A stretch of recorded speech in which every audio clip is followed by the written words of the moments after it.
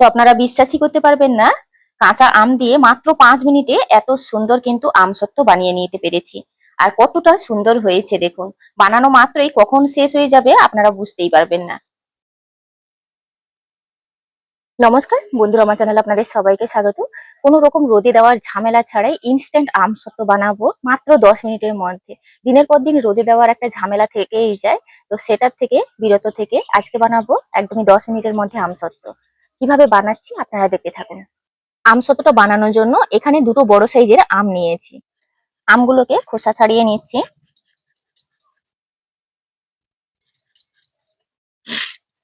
আমগুলোকে ছোট টুকরো টুকরো করে নিচ্ছি এইভাবে।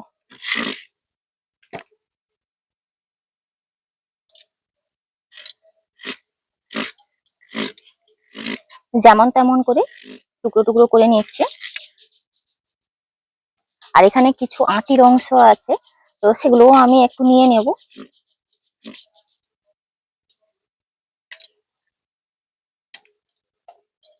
এই যে দুটো বড় বড় আম নিয়েছি, এতে করেই অনেক আমসত্ত্ব হবে।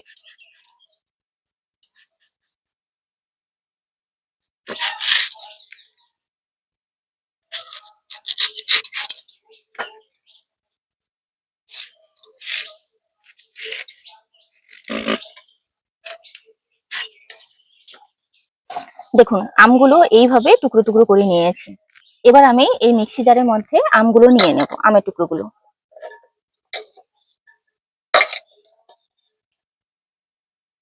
আমের টুকরোগুলো নিয়ে নিয়েছি। এখানে কোনো রকম জল ব্যবহার করব না, একটা ফাইন পেস্ট তৈরি করে নেব। তো এটাকে আমি ফাইন পেস্ট তৈরি করে নেব কাঁচা অবস্থায়। আপনাদের মিক্সি যদি পাওয়ারফুল না হয়ে থাকে সেক্ষেত্রে কিন্তু 2 চামচ জল ব্যবহার করবেন। আমটা আমি খুব ভালোভাবে পেস্ট করে নিয়েছি। এই যে দেখুন, আমের থেকেই অনেকখানি জল ছেড়েছে, এক ফোঁটাও জল ব্যবহার করিনি। যতখানি আমের পেস্ট হয়েছে ঠিক ততখানি চিনি নিতে হবে, এখানে কিন্তু কম নেওয়া যাবে না। চিনিটাকে কয়েক সেকেন্ড ছেড়ে দেওয়ার পর দেখবেন চিনিটা কিন্তু ক্যারামেল হতে শুরু করেছে। এবার আলতো হাতে নেড়ে দিচ্ছি, না হলে নিচটাতে লাল হয়ে যাবে। এইভাবে নেড়ে দিলে কিন্তু সব দিকটায় সমানভাবে কালারটা আসবে। ক্যারামেলটা তৈরি করে নিলে খুব সুন্দর একটা কালারও আসবে। ক্যারামেলটা দেখুন হালকা গোল্ডেন কালার হয়েছে।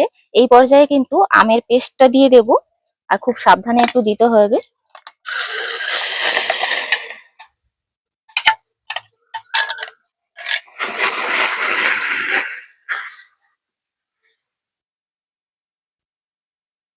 অনেকটাই জল কাটবে যেহেতু কাঁচা আমটা সরাসরি দিচ্ছি।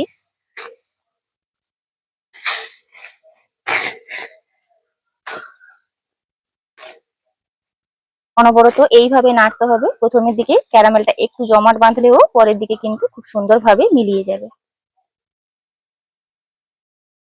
স্বাদের ব্যালেন্সের জন্য অল্প একটু লবণ দিচ্ছি। আমের পেস্টটা দেওয়ার পর কিন্তু অনবরত নাড়তে হবে, নাড়া থামানো যাবে না। এদিকে একটা যে থালাটাতে আমি আমসত্ত্বটা সেট করব সেই থালাতে তেল মাখিয়ে নিয়েছি।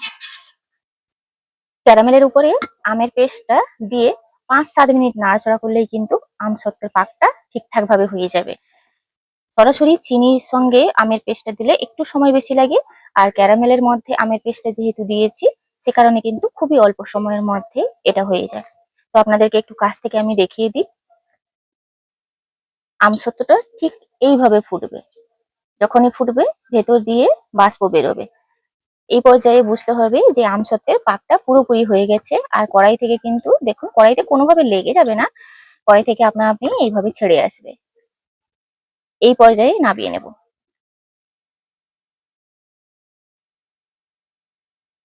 প্লেটটাতে নামিয়ে নিয়েছি। এইভাবে দিয়ে নেওয়ার পর থালাটা আলতো হাতে এইভাবে ঝাঁকিয়ে দিলে কিন্তু খুব সুন্দরভাবে সেট হয়ে যায়।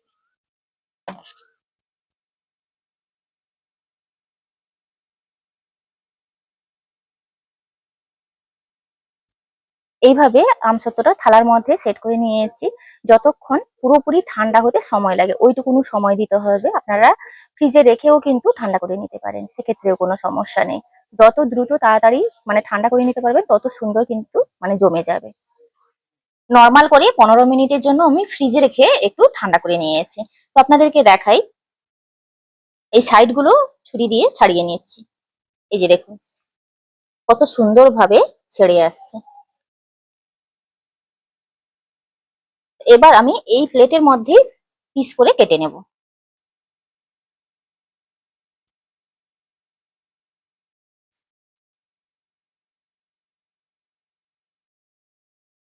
এইভাবে করে আমি কেটে নিয়েছি।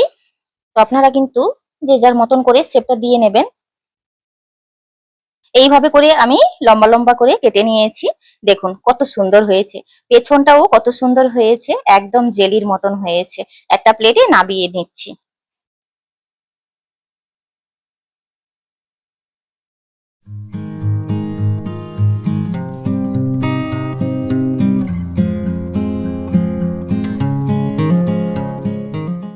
তো আপনারা বিশ্বাসই করতে পারবেন না, কাঁচা আম দিয়ে মাত্র 5 মিনিটে এত সুন্দর কিন্তু আমসত্ত্ব বানিয়ে নিতে পেরেছি।